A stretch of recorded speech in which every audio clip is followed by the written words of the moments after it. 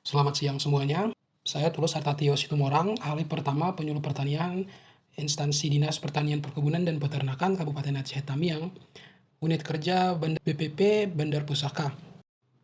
Saya ucapkan terima kasih kepada coach, mentor, dan juga penguji yang sudah meluangkan waktunya untuk berada bersama-sama dalam kegiatan seminar rancangan aktualisasi ini.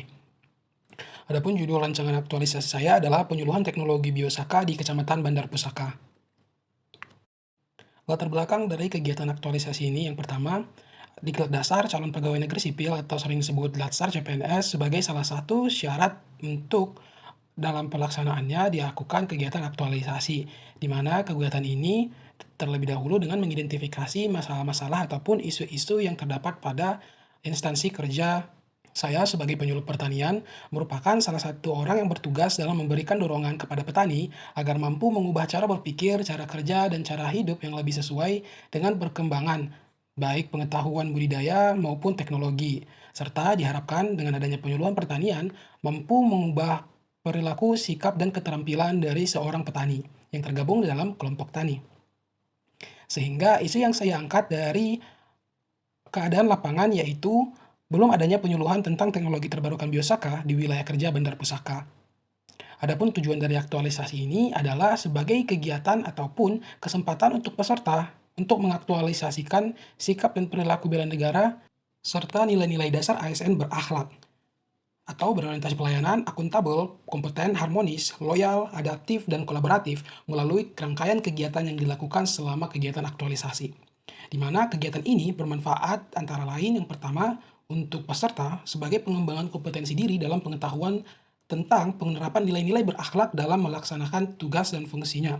Yang kedua, untuk BPP Bandar Pusaka, rangkaian kegiatan yang ada dalam aktualisasi ini nantinya akan menjadi dukungan bagi BPP dalam mencapai visi dan misi BPP Bandar Pusaka. Yang ketiga, yaitu untuk kelompok tani. Dengan adanya materi penyuluhan yang baru tentang biosaka ini, maka akan menjadi ataupun memberikan pengetahuan yang baru bagi petani tentang teknologi biosaka, serta bagaimana cara mengaplikasikan dan pembuatannya. Sebelum itu, saya telah mengangkat 3 isu ataupun masalah yang aktual ataupun yang sedang terjadi di lingkungan kerja saya, di mana di BPP Bandar Pusaka. Di mana saya menetapkan adanya 3 isu. Yang pertama adalah rendahnya kemampuan penyuluh BPP Bandar Pusaka dalam mengoperasikan perangkat teknologi untuk menyediakan media penyuluhan pertanian yang aktual. Yang kedua, belum optimalnya penyampaian informasi pembuatan pupuk organik cair secara mandiri oleh penyuluh pertanian di BPP Bandar Pusaka. Dan yang ketiga adalah belum adanya penyuluhan teknologi terbarukan Biosaka di wilayah kerja penyuluhan pertanian Bandar Pusaka. Setelah itu, ketiga isu tersebut saya analisis menggunakan metode AKPK untuk melihat kelayakan ataupun keabsahan isu-isu tersebut untuk segera diselesaikan. Sehingga dari hasil analisis isu dengan menggunakan metode AKPK di ketiga isu tersebut memenuhi syarat untuk selanjutnya dianalisis untuk mencari tahu untuk penyelesaiannya. Setelah ketiga isu tersebut dianalisis menggunakan metode AKPK untuk melihat kelayakannya untuk dianalisis lebih lanjut lagi, maka dilakukan analisis lapisan isu menggunakan metode USG ataupun Urgency, Seriousness, dan juga Growth, di mana metode ini berfungsi untuk melihat prioritas mana dari ketiga isu tersebut yang harus segera diselesaikan ataupun dicarikan alternatif penyelesaiannya. Sehingga dari analisis metode USG yang sudah dilakukan dengan menggunakan perankingan, ditemukanlah hasil bahwasannya yang menjadi peringkat pertama dengan skor sebanyak 14 poin adalah isu tentang belum adanya penyuluhan teknologi terbarukan Biosaka di wilayah kerja penyuluhan pertanian Bandar Pusaka. Setelah isu utama ataupun core isu ditetapkan, dilakukan analisis penyebab isu dengan menggunakan metode fishbone ataupun metode tulang ikan. Di mana pada analisis ini ditemukan ataupun dijabarkan ada 8 penyebab ataupun akar masalah dari adanya isu utama ataupun belum adanya penyuluhan tentang teknologi terbarukan Biosaka di Bandar Pusaka. Di mana di antara lain adalah yang pertama teknologi yang masih baru, kemauan adopsi teknologi oleh petani yang masih tergolong rendah. Yang ketiga, materi tentang biosaka yang masih terbatas sehingga untuk petani ataupun penyuluh untuk mengaksesnya masih sedikit. Yang keempat, media penyuluhan tentang biosaka yang minim. Hal ini saya tekankan untuk BPP Bandar Pusaka, karena memang di BPP Bandar Pusaka belum terdapat media penyuluhan tentang biosaka layak begitu. Dan yang kelima adalah, ataupun yang ingin saya sampaikan dari sini adalah fokus dari materi-materi penyuluhan yang dilaksanakan sesuai dengan SKP ataupun RKTP dari penyuluh masih seputar hal-hal yang berhubungan dengan pengelolaan usaha tani yang dimiliki oleh anggota kelompok tani. Dan yang keenam adalah pengetahuan tentang pembenah tanaman masih rendah. Karena pengetahuan yang umumnya disuluhkan kepada anggota kelompok tani adalah pengetahuan tentang bagaimana mengelola usaha tani mereka berdasarkan ataupun lebih ke manajemen usaha taninya. Dan juga dalam upaya-upaya untuk pemenuhan input-input yang dibutuhkannya dalam berusaha tani. Sedangkan biosaka ini sendiri merupakan teknologi yang merupakan suatu elisitor ataupun pemberi signal kepada tanaman untuk menghasilkan ataupun memiliki daya tahan yang lebih kuat terhadap serangan baik hama maupun penyakit. Yang ketujuh adalah pemahaman penyuluh pertanian tentang teknologi biosaka yang masih rendah. Penyuluhan tentang teknologi biosaka ini sendiri di kalangan penyuluh Bandar Pusaka masih sangat rendah karena berdasarkan pengalaman yang ada, teknologi biosaka sudah diperkenalkan oleh bidang produksi dan juga perlindungan tanaman Dinas Pertanian, Perkebunan, dan Peternakan pada kesempatan pelatihan 2 mingguan di BPP Sekerak yang merupakan kegiatan rutin yang dilakukan oleh BPP di seluruh Kabupaten Aceh Tamiang. Dan yang terakhir adalah kemampuan penyuluh membuat media penyuluhan yang rendah. Hal ini berhubungan dengan pengadaan media, karena di Bandar Pusaka itu sendiri terdapat 10 penyuluh pertanian dan juga 1 orang koordinator BPP. Rendahnya kemampuan penyuluh ini dalam membuat media penyuluhan dapat dilihat dari minimnya media penyuluhan yang ada di BPP Bandar Pusaka. Sehingga masalah-masalah ini menimbulkan masalah belum adanya penyuluhan tentang teknologi terbarukan biosaka di Bandar Pusaka. Adapun rangkaian kegiatan yang akan saya laksanakan dalam kegiatan aktualisasi ini, yang pertama adalah menyusun tim kerja, yang mana kegiatan ini akan saya laksanakan pada tanggal 27 Juli sampai 4 Agustus, di mana tanggal ini masih bersifat tentatif, tergantung kondisi di lapangan. Di mana pada tahapannya, yang pertama adalah membentuk tim kerja yang akan bertanggung jawab terhadap pelaksanaan kegiatan. Yang kedua, menyusun jadwal rencana pelaksanaan kegiatan penyuluhan. Yang ketiga, mendiskusikan rencana pelaksanaan kegiatan dengan tim, di mana dalam pelaksanaan kegiatan ini memiliki keterkaitan terhadap substansi pembelajaran tentang nilai-nilai ASN berakhlak. Yang pertama, nilai adaptif dan akuntabel ditunjukkan pada pembentukan tim dan juga diskusi yang menggunakan perangkat IT. Yang kedua, loyal dan kolaboratif, yaitu komitmen yang dibangun bersama oleh setiap anggota tim menunjukkan nilai loyal dan juga kolaboratif, di mana kolaboratif dapat dilihat dari terbentuknya tim kerja yang berasal dari penyuluh dari setiap wilayah kerja penyuluh pertanian yang ada di Bandar Pusaka. Yang kedua, kompeten dan berorientasi pelayanan, di mana dalam melaksanakan kegiatan ini, para penyuluh belajar bersama untuk mengetahui lebih lanjut lagi tentang teknologi biosaka, sehingga penyuluh pertanian di Bandar Pusaka memiliki kemampuan ataupun kompetensi yang cukup untuk membuat media penyuluhan pertanian berhubungan dengan teknologi biosaka. Dan yang terakhir adalah nilai harmonis, di mana dalam kegiatan ini dapat dilihat dari tim kerja yang dibentuk dengan tujuan tercapainya ataupun terlaksananya kegiatan ini dengan lingkungan kerja yang kondusif karena adanya tim kerja. Adapun rangkaian kegiatan yang akan saya laksanakan dalam kegiatan aktualisasi ini, yang pertama adalah menyusun tim kerja, yang mana kegiatan ini akan saya laksanakan pada tanggal 27 Juli sampai 4 Agustus, di mana tanggal ini masih bersifat tentatif, tergantung kondisi di lapangan. Di mana pada tahapannya, yang pertama adalah membentuk tim kerja yang akan bertanggung jawab terhadap pelaksanaan kegiatan.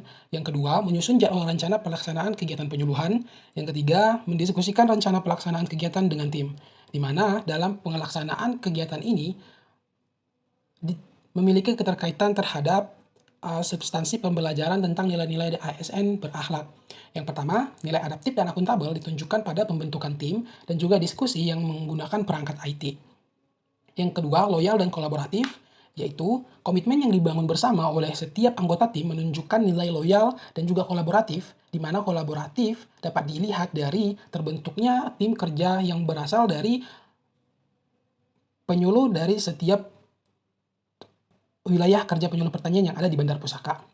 Yang kedua, kompeten dan berorientasi pelayanan, di mana dalam melaksanakan kegiatan ini, para penyuluh belajar bersama untuk mengetahui lebih lanjut lagi tentang teknologi biosaka, sehingga penyuluh pertanian di Bandar Pusaka memiliki kemampuan ataupun kompetensi yang cukup untuk membuat media penyuluhan pertanian berhubungan dengan teknologi biosaka. Dan yang terakhir adalah nilai harmonis, di mana dalam kegiatan ini dapat dilihat dari tim kerja yang dibentuk dengan tujuan tercapainya ataupun terlaksananya kegiatan ini dengan lingkungan kerja yang kondusif karena adanya tim kerja. Kegiatan yang kedua adalah pembuatan media penyuluhan teknologi biosaka, di mana kegiatan ini akan dilaksanakan dengan jadwal tentatifnya adalah tanggal 7 Agustus hingga tanggal 1 September.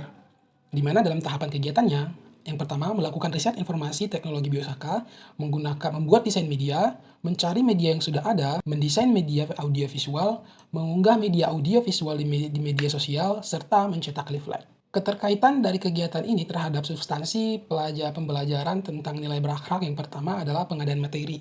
Dalam pengadaan materi ini merupakan salah satu bentuk pelayanan seorang penyuluh pertanian terhadap masyarakat ataupun terhadap petani.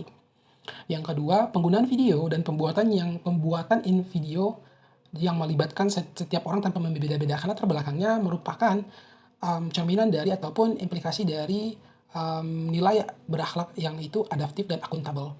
Yang kedua, penyuntingan bersama terhadap video ataupun leaflet yang telah didesain merupakan indikator yang dapat merupakan kegiatan yang mencerminkan adanya nilai kolaboratif, serta penggunaan informasi-informasi yang relevan yang digunakan dalam pembuatan baik video maupun leaflet merupakan cerminan dari nilai kompeten dan juga loyal. Dan yang terakhir adalah harmonis, di mana nilai harmonis dicerminkan dalam kegiatan pelaksanaan yang melibatkan anggota tim. Kegiatan selanjutnya yaitu koordinasi dengan Datok Penghulu dan juga Ketua Poktan tentang rencana pelaksanaan kegiatan, di mana kegiatan ini akan dilaksanakan pada tanggal 4-8 September berdasarkan rencana jadwal pelaksanaan kegiatan, di mana nantinya diharapkan adanya output berupa kesepakatan dengan Datok Penghulu, jadwal pelaksanaan penyuluhan di desa, dan juga jadwal pelaksanaan dengan kelompok tani. Di sini dibedakan karena sebagai penyuluh pertanian dan juga BPP memiliki tanggung jawab untuk menyampaikan informasi kepada anggota kelompok tani. Pelaksanaan kegiatannya juga tercermin nilai-nilai berakhlak yang pertama, akuntabel, di mana pengadaan kesepakatan dengan pemerintah setempat merupakan salah satu. Yang kedua adalah harmonis, di mana kerjasama dengan Datok diharapkan memberikan lingkungan yang kondusif dalam pelaksanaan kegiatan ini sehingga kegiatannya berjalan dengan lancar. Yang ketiga adalah adaptif, di mana pemberitahuan jadwal, penginformasian segala macam tidak hanya dilakukan dengan keadaan ataupun dengan tatap muka, tetapi bisa juga melalui media sosial ataupun melalui perangkat teknologi, sehingga penyampaian informasi tentang pelaksanaan kegiatan ini lebih menjangkau banyak orang lagi yang berada di Bandar Pusaka. Selanjutnya adalah kolaboratif dan kompeten, di mana tercapainya ataupun adanya kesepakatan antara BPP dengan Datok ataupun pemerintah setempat merupakan gambaran dari kompetensi seorang penyuluh dalam menjalin hubungan bersama pemerintah setempat dalam melaksanakan tugasnya. Dan juga kerjasama yang tercapai merupakan suatu kolaborasi yang terjadi antara BPP dengan pemerintah desa. Nilai loyal ditunjukkan dari bagaimana dalam kegiatan ini melibatkan ataupun memberitahu pemerintah desa tentang pelaksanaan kegiatan. Sehingga hal ini merupakan suatu cara yang menunjukkan bahwasannya BPP Bandar Pusaka dan saya sebagai penyuluh menghargai pemerintah desa sebagai pemerintah daerah setempat. Dan rangkaian kegiatan ini merupakan cerminan pelayanan ataupun nilai berorientasi pelayanan. Kegiatan keempat yaitu penyuluhan teknologi biosaka di wilayah kerja Bandar Pusaka, mana pada kegiatan ini dilaksanakan dengan pertama menyiapkan jadwal kegiatan, surat undangan, daftar presensi kehadiran, dan materi penyuluhan. Yang kedua, melaksanakan penyuluhan. Yang ketiga, melakukan evaluasi. Dan yang keempat, melakukan publikasi dokumentasi. Di mana outputnya nanti akan didapatkan absensi petani, pemahaman petani tentang teknologi biosaka yang dapat dilakukan ataupun diketahui setelah melakukan evaluasi, dokumentasi kegiatan, dan juga publikasi kegiatan. Di mana dalam kegiatan ini juga memiliki keterkaitan dengan substansi pembelajaran nilai ASN berakhlak, di mana nilai kompeten dicerminkan dalam kegiatan penyuluhan, di mana penyuluh menguasai teknologi biosaka dan juga menguasai perangkat-perangkat media penyuluhan yang ada. Yang kedua adalah adaptif, di mana dapat dilihat dari penggunaan video dan leaflet sebagai penyesuaian terhadap keadaan ataupun perkembangan digital zaman sekarang. Ketiga, akuntabel. Hal ini dapat dilihat dari materi yang diberikan yang relevan dan juga ilmiah serta bersifat faktual dan sudah teruji. Yang ketiga, nilai harmonis dapat dilihat dari akan terlaksananya diskusi ataupun kegiatan tanya jawab yang dilakukan dengan petani dan juga penyuluh. Serta rangkaian kegiatan ini merupakan